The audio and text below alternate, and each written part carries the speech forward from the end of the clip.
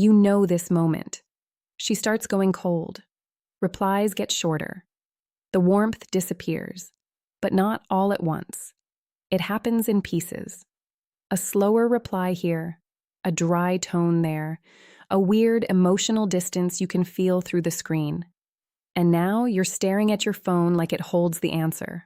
Thumb hovering, chest tight, mind racing. What changed? Did I do too much? Do I text again?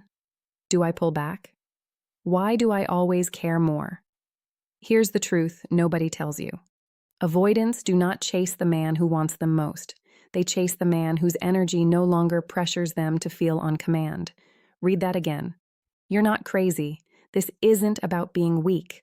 Most guys go through this exact spiral, bro, and nobody ever explains what's actually happening underneath it. By the end of this video, you'll know the one move that shifts the entire dynamic with an avoidant, why it works on a psychological level, and exactly how to do it without begging, without texting games, and without losing your self-respect. Let's get into it. Most guys believe the answer is more effort, more reassurance, more consistency, more proving. But the real truth is the opposite. When an avoidant feels emotional pressure, she does not feel closer.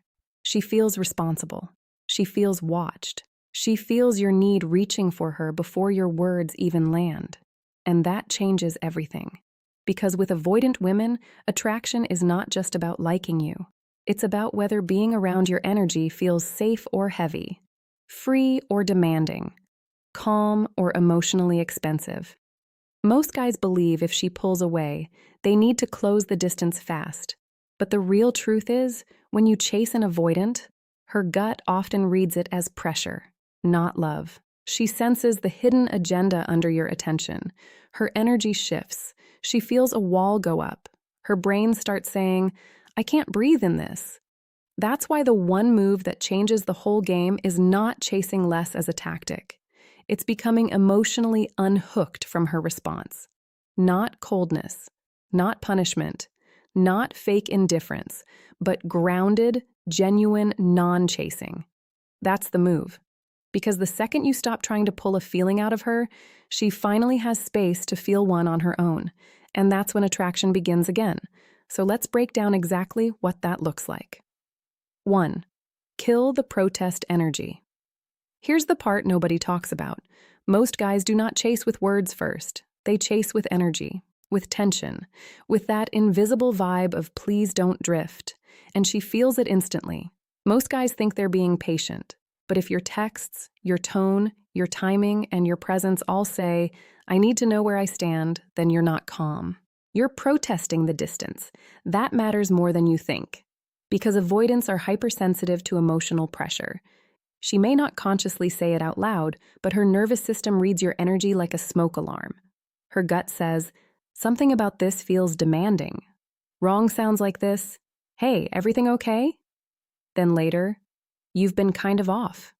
Then later, just let me know if you're still interested. Right sounds like this. You notice the shift. You stop pushing. You stop trying to manage the mood. You let the silence show you the truth. And when you do that, she feels space instead of pressure. 2. Stop rewarding distance with more of you. This is the one most guys completely miss. The moment she pulls back, they lean in harder. More attention, more understanding, more emotional access. They think love means doubling down. But with avoidance, that often trains the exact dynamic you hate. Most guys reward inconsistency because they're afraid of losing the connection. But the deeper truth is when she learns that distance gets her more of your focus, more of your reassurance, and more of your emotional labor, the pattern strengthens. Not because she's evil, because the dynamic is teaching her that your center collapses whenever she steps away. And that kills respect. Not because you care, but because your care starts looking like dependence. She feels your mood bending around her availability, and the more that happens, the less magnetic your presence feels. Wrong looks like this. She goes quiet for 2 days. You come back warmer than ever. Hey, no worries at all. I know you're probably busy. I just wanted to check in and make sure we're good. Right looks like this. She goes quiet. You don't punish, you don't perform. You simply stop overinvesting where the energy is no longer mutual. That's not a trick. This is who you're becoming. A man who does not offer premium access to people giving half energy. And when you do that, she feels that your attention is real, not automatic. 3. Become calmly unavailable to the old dynamic. And here's where it gets interesting. The move is not becoming unavailable to her. It's becoming unavailable to the old pattern.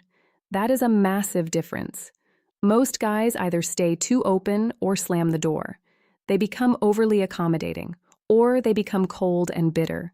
Both are reactive. Both are still controlled by her behavior, but the real move is cleaner than that. Not clingy, not cold, not, I'm going to make her regret it energy, but quiet, grounded, I'm not doing this cycle anymore energy. That is powerful.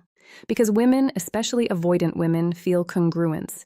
She feels when your boundary is real. She also feels when your distance is just a costume hiding pain.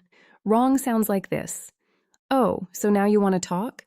Or, don't text me unless you know what you want. Right sounds like this. I'm good with talking, but I'm not doing inconsistent energy. Or even simpler. Good hearing from you. Short, clean, no emotional invoice. And here's what starts happening in her mind. He's not reacting. He's not trying to pull me in. Why does that make me notice him more? Because your energy is the message before your mouth even opens, and when that message feels grounded, she starts leaning in without realizing why. 4. Let silence do the heavy lifting. But here's what changes everything. Most guys are terrified of silence. They think silence means loss, rejection, the end, so they rush in to fill it. A text, a joke, a just checking on you, anything to break the discomfort. But silence is not always rejection. Sometimes silence is the only place where her feelings can get loud enough for her to hear them. Most guys interrupt that process because they can't tolerate uncertainty. But the real truth is, avoidants often do feel your absence deeply. They just feel it later. After the pressure is gone, after the nervous system settles, after your presence is no longer crowding the space. Silence between people is like silence between musical notes. That's where the rhythm lives. That's where tension becomes attraction instead of anxiety. Wrong looks like this. She pulls away. You give it a day, then send a meme, then another check-in, then some light conversation to keep the thread alive. Right looks like this. You let the thread go quiet. You do not chase clarity from confusion. You let her sit with the contrast of what your absence actually feels like. And here's what her inner voice often starts doing. Why does it feel weird that he's not here? Why am I checking for him? Why do I suddenly feel his presence more in the silence? That's when she starts replaying the connection in her head. 5. Build a life that doesn't need her response. Here's the part nobody wants to hear. If your whole emotional state depends on whether she replies, you are not in a relationship with her. You are in a relationship with her validation, and avoidance can feel that. Most guys think the move is external, a text rule, a timing strategy, a communication hack. But the real truth is, the one move only works when it's backed by a real internal shift. You have to become less available emotionally because your life is actually fuller, stronger, more grounded, and less addicted to the next notification. Not fake busy, not performative self-improvement, not look at me thriving posting, but real habits, real structure, real purpose, real peace. Wrong looks like hitting the gym just to post thirst traps she might see. Right looks like training because you're rebuilding your center. Wrong looks like posting random girls to trigger jealousy. Right looks like your vibe getting calmer because your life stopped revolving around one person's inconsistency. She feels that difference instantly. Her brain starts saying, something about him is different. Then later, why does he feel harder to read now? Then later, why am I thinking about him more now that he's less available?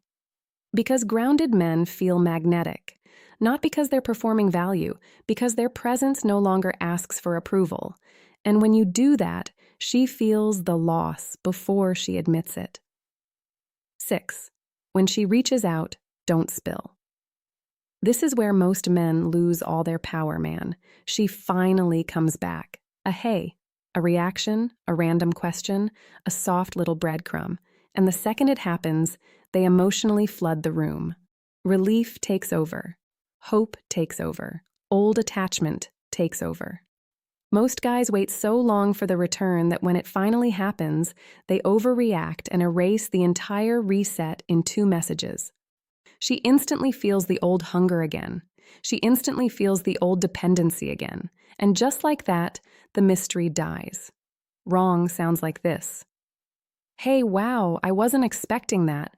I've honestly been thinking about you. Right sounds like this. Hey, good to hear from you. Or, look who's back. Warm, light, unforced. Conversation isn't a performance. It's a dance.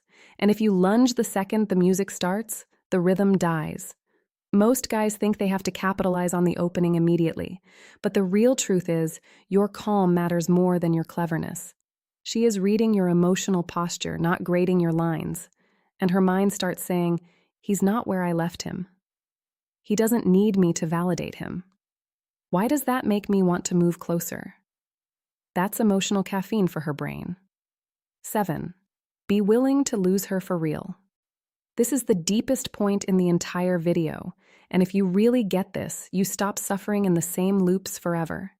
Most guys think the goal is to make the avoidant chase, but the real truth is the moment she chases hardest is often the moment she feels you are genuinely okay losing what doesn't choose you clearly. That is the one move beneath every other move, because now your energy changes at the root. You stop gripping. You stop monitoring. You stop treating every little shift like an emergency.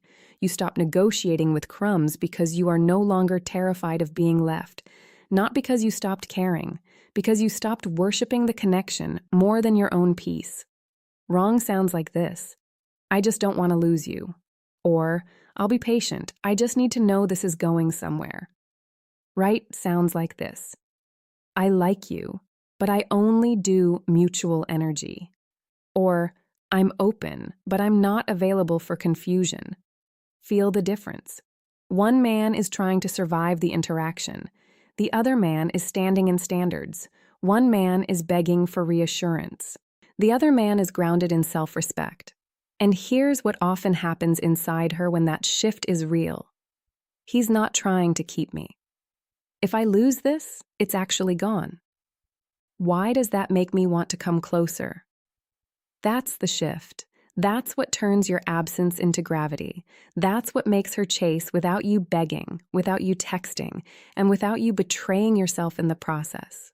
So let's bring this home. This isn't about memorizing some manipulative script. It's about becoming the kind of man whose energy does not collapse when someone goes emotionally unavailable.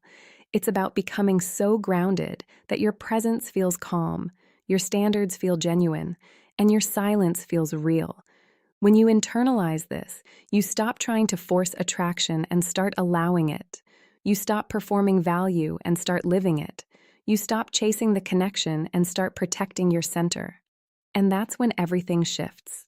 Because the man who can let go without losing himself is the man she can no longer feel safe taking for granted. Stop trying to make her stay. Become the man whose absence finally has weight. And if you want the next step, watch the next video on what to say when an avoidant comes back after pulling away. Because that moment is where most guys either rebuild attraction or destroy it instantly, and I'll show you exactly how to handle it.